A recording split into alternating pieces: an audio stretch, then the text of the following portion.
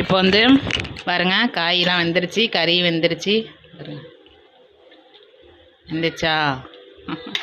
வெந்துருச்சு. இப்போ இதில் வந்து நாம் கரைச்சி வச்சுருந்த இந்த குழம்பு வந்து நேரடியாக ஊற்றிடலாம். இனிமேல் ஒன்றும் செய்யாது குழம்பு.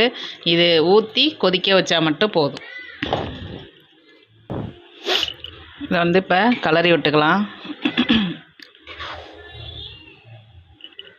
கிளறி விட்டு நல்லா ஒரு 1/4 மணி நேரம் நல்ல பெருசில் வச்சு கொதிக்க வச்சுட்டா எல்லா கறியிலையும் பூந்து இந்த காரமும் உப்பும் காரம் எல்லாம் சேர்ந்து இழுத்துரும். காட்டுறேன் உங்களுக்கு அப்புறமா. குழம்பு கொதிச்சுட்டு வாங்க ஓப்பன் பண்ணி பார்க்கலாம். வாவ், செம்மையாக இருக்குது பாருங்க. எண்ணெய் பிரிஞ்சு வந்துருச்சு பாருங்க. சூப்பராக இருக்குது பாருங்க. பிரமாதமான மட்டன் குழம்பு ரெடி பாருங்க. கரெக்டாக ஊற்றி சாப்பிட்ற இதுக்கு இருக்குது. சரியா? அவ்வளோதான் ஃப்ரெண்ட்ஸ், முடிந்தது.